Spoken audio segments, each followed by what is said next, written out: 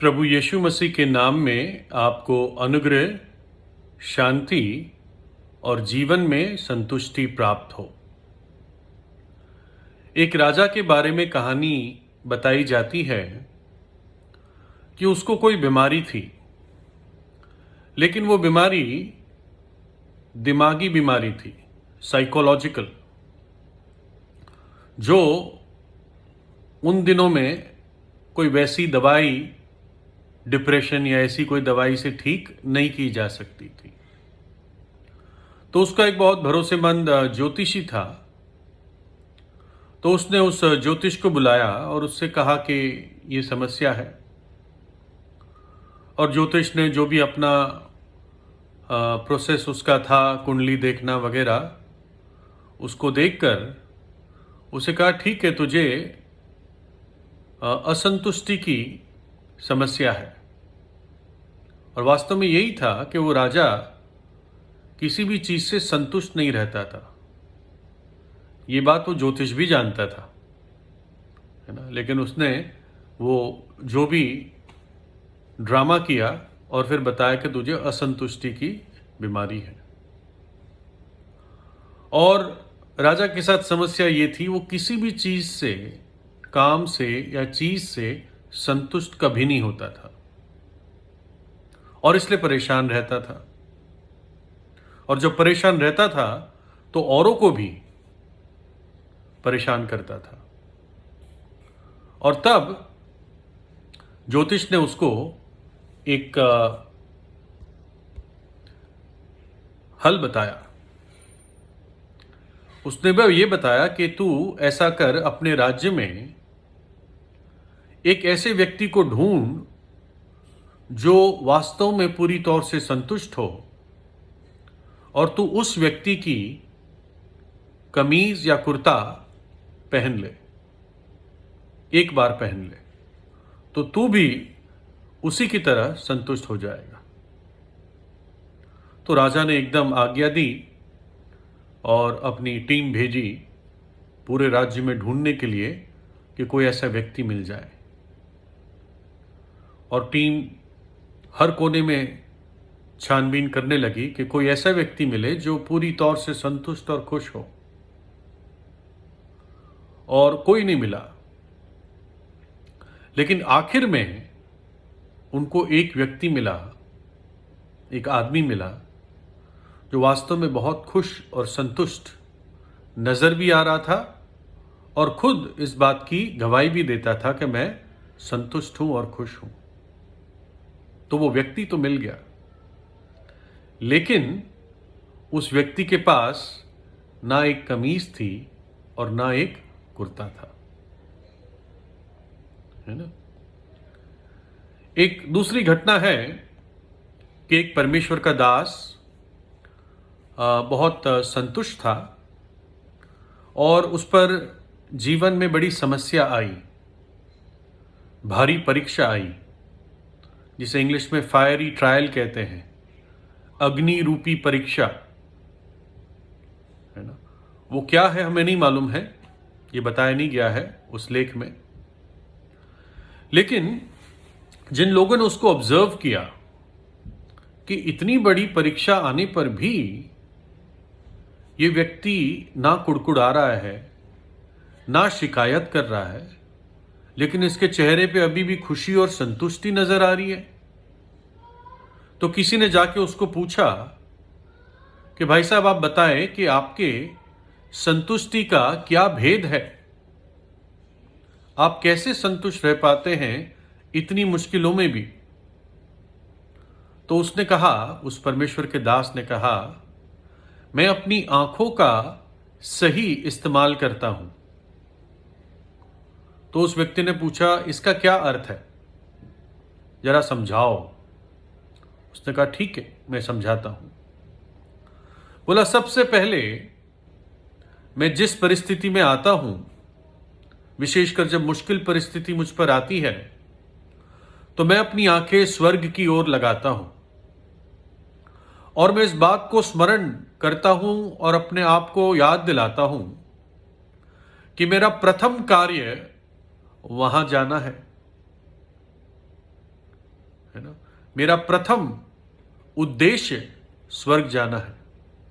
अगर मैं विस्तार में समझाऊं कि मेरा प्रथम उद्देश्य इस जीवन के बाद उस जगह जाना है जहां पर मेरा प्रभु है, जहां पर मेरा प्रभु यीशु वास करता है, जिसने मुझसे प्रेम किया और मेरे खातिर अपनी जान क्रूस पर दे दी और तीसरे दिन जी उठा, जिसने मुझ जैसे पापी के लिए अपने प्राण दे दिए और मुझे अनंत जीवन और यह स्वर्ग वरदान में दिया जहां एक दिन मैं जाने वाला हूं। तो सबसे पहले मैं अपनी आंखें स्वर्ग की ओर लगाता हूं कि मेरा उद्देश्य स्वर्ग है। दूसरा, फिर मैं नीचे देखता हूं और मैं देखता हूं कि जब मैं मर जाऊंगा और इस धरती को छोड़ दूंगा तो मुझे जमीन में कितनी थोड़ी जगह दी जाएगी जहां मैं दफनाया जाऊंगा। शायद 6 फुट बाय 2.5 फुट या 3 फुट, यही मेरा स्थान होगा इस धरती पर। तीसरा, मैं आसपास देखता हूं और मैं देखता हूं कि कई लोगों से कितना मुझे बेहतर इस जीवन में मिला है और इस प्रकार से मैं अपनी आंखों का सही उपयोग करता हूं। मैं स्वर्ग की ओर देखता हूं जहां मेरा अनंत काल है।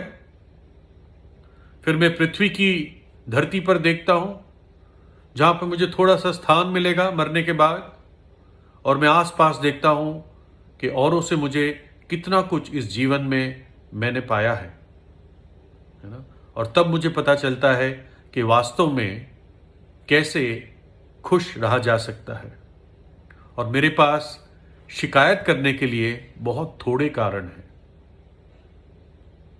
किसी व्यक्ति ने कहा कि मैं अपने फटे हुए जूतों के लिए रो रहा था, यानी शिकायत कर रहा था, कुड़कुड़ा रहा था, बुड़बुड़ा रहा था। लेकिन मैं चुप हो गया जब मैंने एक व्यक्ति को, जिसके पास 2 पैर भी नहीं थे, दोनों पैर नहीं थे और बैसाखियों से वो चल रहा था। बाइबल कहती है नीति वचन 27 अध्याय 20 में, जैसे अधोलोक और विनाश लोक वैसे ही मनुष्य की आंखें भी तृप्त नहीं होती। अधोलोक और विनाश लोक, ये जगहें तृप्त नहीं होती चाहे कितने पापी उसमें चले जाए। वैसे ही मनुष्य की आंखें कभी भी तृप्त नहीं होती। पहला तिमोथियस 6:6 में लिखा है, पर संतोष सहित भक्ति बड़ी कमाई है, क्योंकि ना हम जगत में कुछ लाए हैं और ना कुछ ले जा सकते हैं, और यदि हमारे पास खाने और पहनने को है तो इन्हीं पर संतोष करना चाहिए। पर जो धनी होना चाहते हैं वे ऐसी परीक्षा और फंदे और बहुत से व्यर्थ और हानिकारक लालसाओं में फंसते हैं जो मनुष्य को बिगाड़ देती है और विनाश के समुद्र में डुबा देती है। क्योंकि रुपये का लोभ सब प्रकार की बुराइयों की जड़ है, जिसे प्राप्त करने का प्रयत्न करते हुए कितनों ने विश्वास से भटककर अपने आप को बहुत से दुखों से छलनी कर दिया है। पैसों का लोभ, पैसों का प्रेम सब प्रकार की बुराइयों की जड़ है। पैसा नहीं, पैसों का प्रेम। एक स्त्री थी जो 5 पति कर चुकी थी और अब छठे के साथ बिना विवाह रह रही थी, और प्रभु यीशु मसीह ने उसको ये बात कही, परंतु जो कोई उस जल में से पिएगा जो मैं उसे दूंगा वह फिर अनंत काल तक प्यासा ना होगा, वरन जो जल मैं उसे दूंगा वह उसमें एक सोता बन जाएगा जो अनंत जीवन के लिए उमड़ता रहेगा। अनंत काल तक प्यासा नहीं होगा वो व्यक्ति जो उस जीवन के जल को पीता है जो प्रभु यीशु देता है। यूहन्ना 6 में प्रभु यीशु ने उनसे कहा, जीवन की रोटी मैं हूं, जो मेरे पास आएगा वह कभी भूखा ना होगा, और जो मुझ पर विश्वास करेगा वो कभी प्यासा ना होगा। साथ में फिर पर्व के अंतिम दिन, जो मुख्य दिन था, यीशु खड़ा हुआ और पुकार कर कहा, यदि कोई प्यासा हो तो मेरे पास आकर पिए, कभी प्यासा ना होगा। है ना? लेकिन उस जीवन के जल पाने के लिए, उस जीवन की रोटी पाने के लिए, जिसके कारण हम अनंत काल तक ना भूखे होंगे ना प्यासे होंगे, अर्थात अनंत काल तक संतुष्ट हो जाएंगे, हमें प्रभु यीशु के पास आना है। कौन सी चीज रोकती है उसके पास आने से? हमारा अपना पाप। वो पाप कैसे दूर होता है? पश्चाताप से, और प्रभु यीशु से पापों की क्षमा मांगने से। और वो क्षमा देता इसलिए है क्योंकि उसने आपके पापों की सजा अपने ऊपर ली, आपके दंड और श्राप को अपने ऊपर सह लिया, अपना पवित्र लहू बहाया ताकि आपके पाप और श्राप को धो दे जब आप विश्वास करते हैं। इसलिए अपने पापों से पश्चाताप कीजिए और प्रभु यीशु पर विश्वास कीजिए। वो वास्तव में आपके हृदय में वो संतुष्टि देगा। जो खालीपन है आपके जीवन में, जिसके कारण आप बेचैन रहते हैं, उस खालीपन को अपने आत्मा और अपनी अद्भुत शांति से भर देगा। प्रभु यीशु आपको आशीष दे।